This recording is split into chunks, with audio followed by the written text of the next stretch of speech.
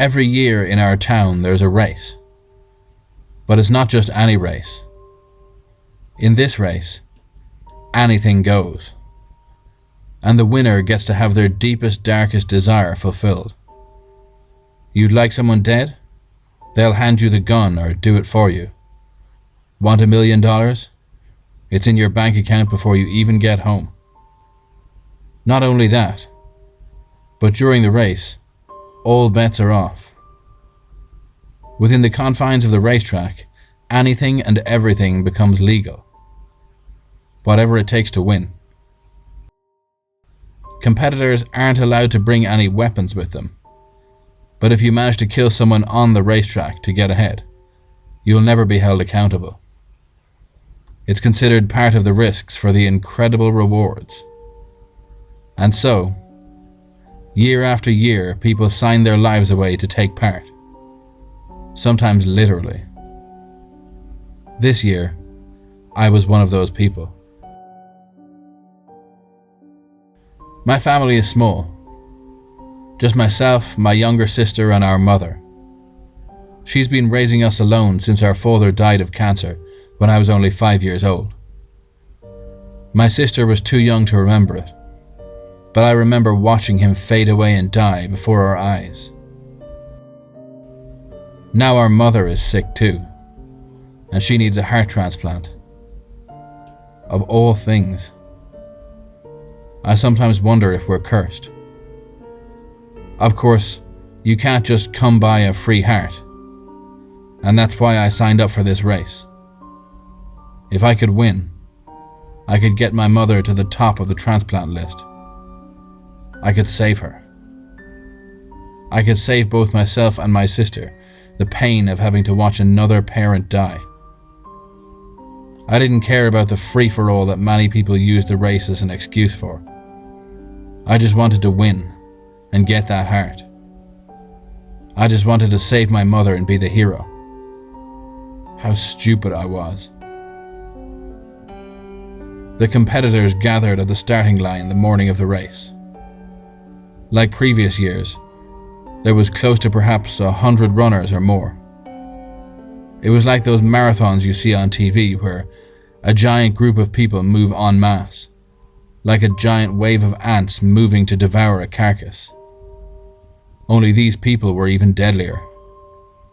A good deal of these ants weren't likely to make it to the finish line. That was exactly why a lot of them were here. A chance to kill with impunity. It attracted a surprising amount of people. Hey. Oh no.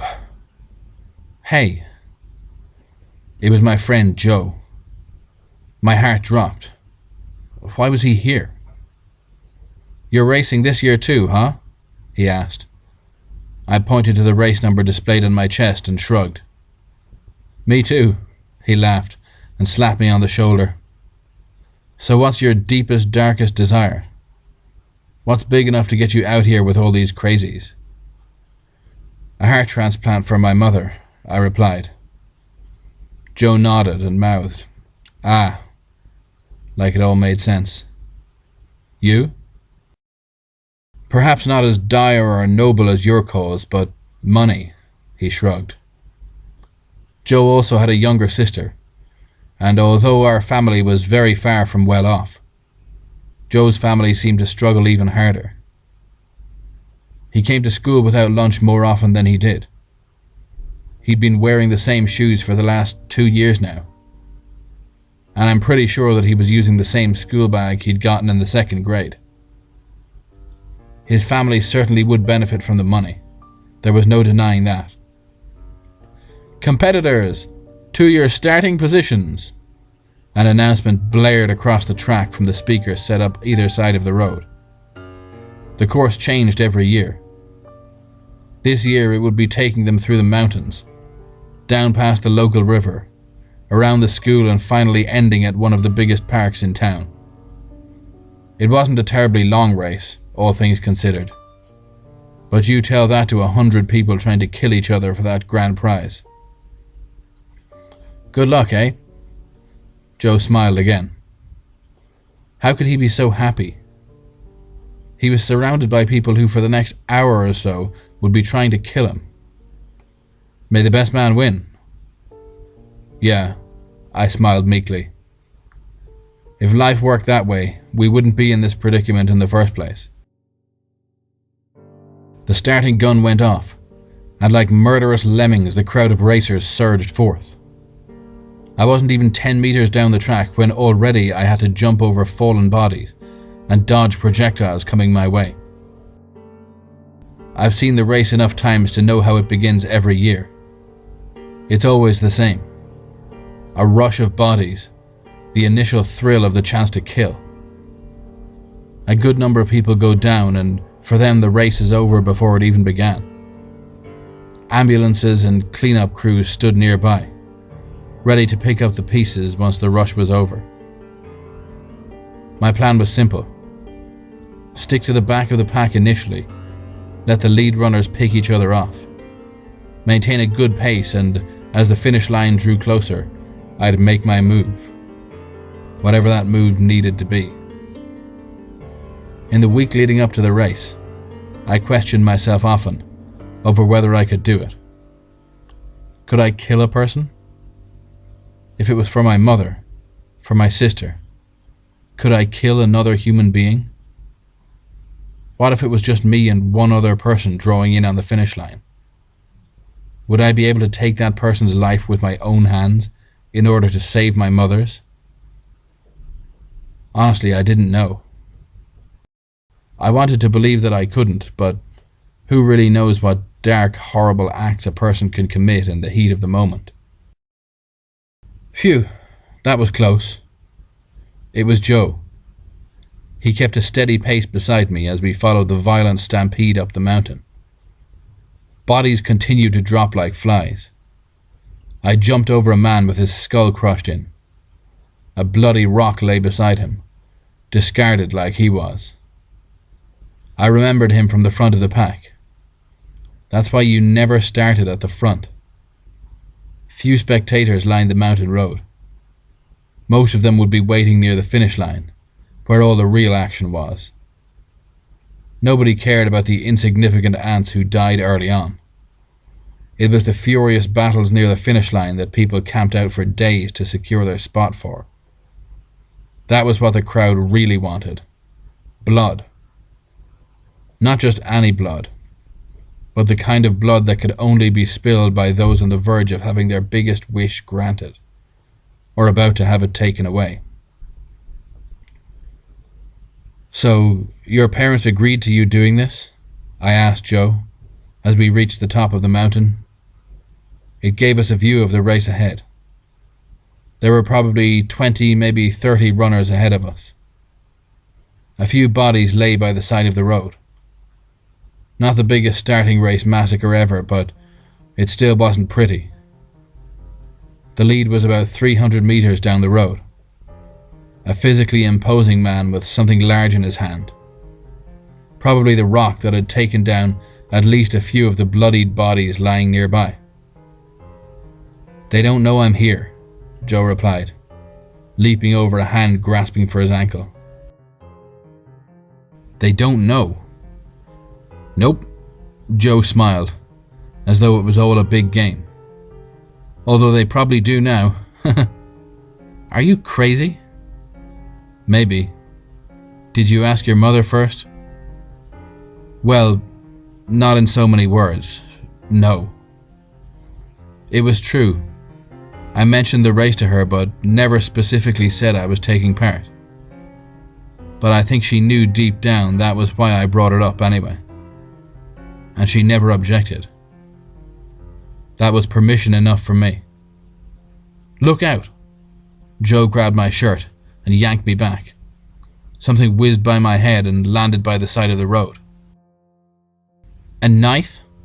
Competitors weren't allowed to bring knives. It was strictly what you found on the way.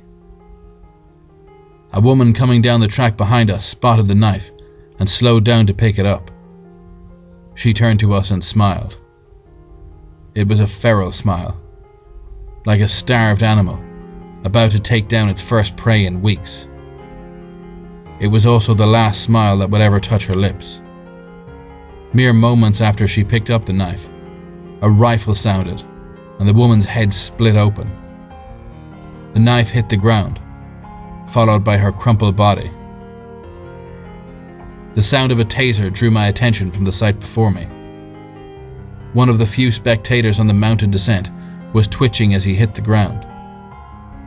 A man in raid gear spoke into his mic before the body was dragged off. Joe and I looked at one another and started running again. Just need to keep moving. You've got some blood on your... Joe pointed to my face. His hand was shaking. I just kept running. It was all I could do. We reached the river. By now, maybe 10 people were in front of us. We'd reached the part of the race where most of the runners were spaced out enough to just keep running. Other than the sound of our breathing, our feet hitting the dirt and the trickle of the river, everything was quiet. I was okay with that. Quiet was nice. The sight of that woman's head exploding haunted me. She broke the rules. She picked up a weapon tossed onto the track by a spectator. Everyone knew what happened when you broke the rules, but I couldn't get the image out of my head. It was like her head just exploded. Blood and bone showered in every direction. I don't know if I can do it, I muttered. Do what? Joe's feet continued to hit the ground in sync with my own. Kill a person. I don't think I can do it. You don't have to kill anyone to win the race. Stop thinking about it. I know, but you saw that guy up there. You think he's going to just let us peacefully pass by and take first place? Probably not, no. A scream sounded ahead of us. Another competitor down? What are you going to do with the money if you win? I asked. Joe didn't seem like the type to really care about material possessions. But with $1 million in front of you, well, that could change a person. Send Dad to that training course he needs to get that promotion at work finally. You know they've skipped him over 3 years in a row now simply because he can't drive the forklift, and they're too scummy to pay for his license. I didn't know that. I'm sorry. And it'll let Mum quit her night job. And I want to get Marie some new clothes and such for school. She doesn't say anything, but I know the other kids tease her. They teased me. I didn't know what to say. I just nodded as we ran. We're about to lose the house, too, Joe said after a few moments. We have nowhere else to go. I don't know what to do. Even if I got another part-time job, another 5 part-time jobs, it wouldn't help. This is our last chance. No one can do this but me. Joe hit the ground in front of me, sending me tumbling over the top of him. Boo-hoo, what a sad story. Let's all have a pity party about it. One of the runners was standing above us with a large, thick tree branch in hand. He must have been hiding behind one of the trees. I turned over and saw a body lying in the river. That must have been the scream we heard. The branch connected with my torso and pain exploded throughout my side. Another strike, this time my shoulder. His aim was getting higher. Another hit and... Joe's foot connected with the man's jaw and sent him flying. Joe scrambled for the branch before the man caught his bearings and before he knew what was happening. It was all over. Joe battered his face in. Over and over the branch came down until there was nothing but a pulpy, bloody mess in the mud. Joe stood up and turned to me. His face and upper body were almost entirely red. I opened my mouth a few times, but Joe just dropped the stick and held out a hand. Come on. We're not winning this race sitting around here. I swallowed my words and looked at his bloody hand, still in shock. He'd just murdered a man right in front of me. He was about to kill us, sure, but I'd known Joe since we were 5 years old. We grew up together. He was always so sweet and kind to everyone. The Joker who never took anything to heart. They're getting farther ahead of us. I shook my head and took his hand. It was sticky. Yeah, right. Sorry. Come on, let's go. I took one last look at the body and started running again. The longer I ran with Joe, the more I realized that things were going to get very complicated. Only one person could win. It may not be either of us, but if it came down to it, what would we do? I needed that heart transplant for my mother. He needed that money for his family to survive. It wasn't like either of us could just give up for the other. We neared the school. There were a few more spectators here. We were closing in on the end. Do you hear that? Hear what? Listen. There was a fight up ahead. It was the big guy who'd been in the lead. A woman and 2 men were circling him, his brow cut and dripping blood into his eye. One of the men, tall but skinny, had something small and sharp in his hand. The woman was swinging a chain she'd probably lifted from the trash cans. Joe put a hand across my chest and brought a finger to his lips. He pointed through the middle of the school. Leave them be. If we go this way, we can avoid them. It's a bit longer, but... Hey! The big guy saw us and called out. Shit! You go deal with them, the tall man said. The smaller one started running towards us. He had a baseball bat in hand. It appeared to be wrapped in something sharp. Barbed wire? Where did he manage to steal that from? Run! Joe and I took off at full speed. I was tired. The run itself was wearing me down, but the rise and fall of adrenaline was taking its toll on me as well. I didn't know how much longer I could keep doing this. My legs burned like molten lava, and my chest heaved like it was going to explode. Ah! Joe fell to the ground once more. The back of his head was bleeding. The man had thrown the baseball bat at him and was quickly closing in. I picked it up. There was no time. As the man got closer, I swung with all my might. The sound of his jaw cracking was a sound I'd remember for a long time. Joe had saved me before. Now, we were even. Are you okay? Yeah, I think so. I'm just bleeding. Come on, let's keep moving. I held a hand out and helped Joe back to his feet. He was a little wobbly, but we pressed on before the others could follow. Once we clear the school, we'll be in first place. There's only 500 meters between here and the finish line. We'll make it. Joe smiled. More and more blood was pouring from the back of his head. Are you sure you're okay? Stop asking me and keep running. We cleared the school gate when we heard it. It was an almost inhuman growl. I turned. It was the big guy, covered in blood. He was holding the woman's chain in one hand and what looked like a steel pole in the other.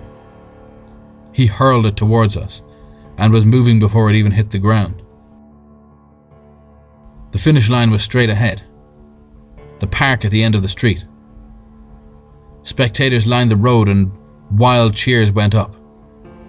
It would appear we were the final 3, and the last leg was about to begin. The crowd wanted blood. They always wanted blood. It's only another 500 meters, I kept thinking to myself. Just keep moving. Nothing else matters. Just keep moving. He can't touch you once you pass that finish line. Nothing else in the world matters but being the first across that line. Then everything would be okay. My legs pumped across the hard asphalt. It was awkward running with the bat, but I refused to let it go. Joe was not far behind me. I couldn't turn to look. It would be precious wasted time. "He's gaining," Joe screamed. "So run faster." It was all I could get out. My entire body and mind were focused on moving forward and nothing else. 400 meters. Already I was slowing down. I could feel it. I couldn't keep up this pace much longer. Not anymore. The cheers of the crowd were drowned out by my heartbeat throbbing in my head, chest and throat. 300 meters. Joe caught up to me. The cut on his head was still bleeding, a scary amount of blood, but it didn't appear to be holding him back. Sweat poured down the side of his face, mingling with the dried, caked-on blood. His face was sickly pale, but he didn't say a word. We just kept running. 200 meters. I could hear the footsteps behind us. He was closing in. I could almost feel his breath on my neck. I could hear the chain hitting the ground as he ran. For such a big guy, he sure had some stamina. The finish line was in sight. People were standing up and cheering, urging us on. Not to win, but to fight. Blood. They wanted more blood. 100 meters. I tasted asphalt. So close yet so far. I don't remember exactly what sound I made as my face planted into the ground at full speed, but I'm sure it wasn't dignified. The baseball bat flew out of my hand and clattered nearby. This is it, I thought. It's all over. I'm a dead man. And right before the finish line. How fitting. I'm sorry, Mum. I tried. A huge weight suddenly pressed down on my back. An almost maniacal laugh sounded near my ear. The crowd grew even louder. I didn't have to turn around to know who it was. I braced myself for another impact. The last one of my life, no doubt. Just what the audience wanted. A grand finale. The impact never came. There was a thud followed by cursing. I turned to see Joe kicking the man in the face again. The finish line was right there, and here he was, helping me out once more. The big guy's face turned murderous. He swung the chain over his head and then towards Joe's side. He couldn't get out of the way in time, and crumpled to the ground. "You think you little shits are going to keep me from my prize? Think again." Pain exploded through my head once more, as his fist connected with my cheek. He grabbed Joe and yanked him up by his t-shirt, delivering a swift punch to his jaw as well. Joe just smiled at him. "Oh, you like that, did you? You some kind of sicko, kid? Is that why you're here?" Joe said nothing. I wasn't sure he could. His lip was busted and his jaw was bruised. He just kept smiling. He then held up his other hand. He was holding the other end of the chain. Before the big guy knew what was going on, he wrapped it around his neck, planted his feet against the guy's chest and pushed with all his might. He grabbed feebly at his neck, the veins popping out and his face rapidly turning red. Joe kept pushing against him with his feet and pulling on the chain, not letting go even as the body slid off me to the ground. He just kept pulling tighter and tighter. The big guy's eyes bulged. His breath rasped. The crowd cheered even louder. He was going to kill him. I looked over. My heart dropped. My mother and sister were in the crowd. Why? Why was she here? Why did she bring my sister here? She was only 12. Too young to see any of this. I didn't want them to see any of this. My heart dropped even further. Next to her was Marie, Joe's sister.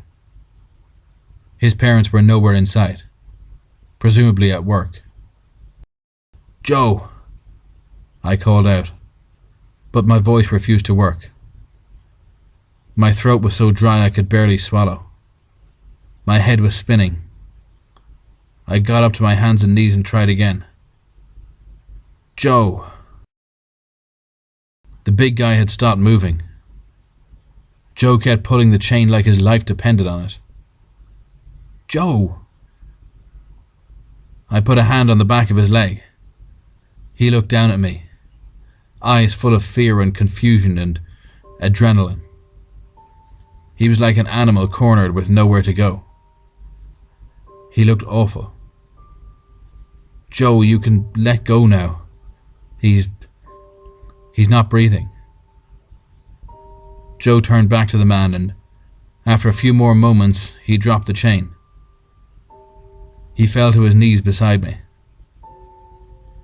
"It's just us now." "It is." "What are we going to do?" "We need to finish this race." I stood up on wobbly legs. The finishing line was just there, 100 meters ahead of us. I put an arm over Joe's shoulder as we stumbled forward. Together. The crowd was cheering. It was no finale they'd ever seen before. I could hear voices calling for blood, calling for one more bloody finish. I could hear my name coming from somewhere. I turned back and my family were gone. Did I imagine them? It didn't matter. Forward. We kept moving forward, step after step. Blood ran down my face and dripped onto the road below. Joe was silent, one arm across his battered side and the other helping to hold me up.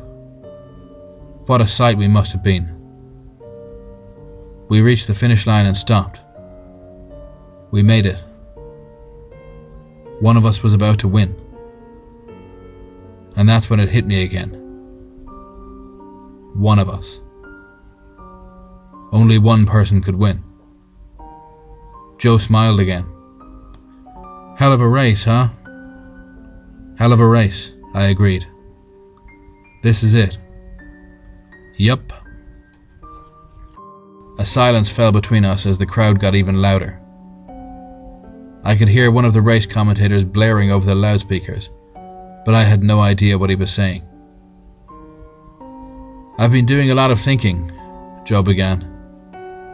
I opened my mouth to reply, when he let go of me and shoved me over the finish line. I hit the ground hard. I'd won. I looked up confused.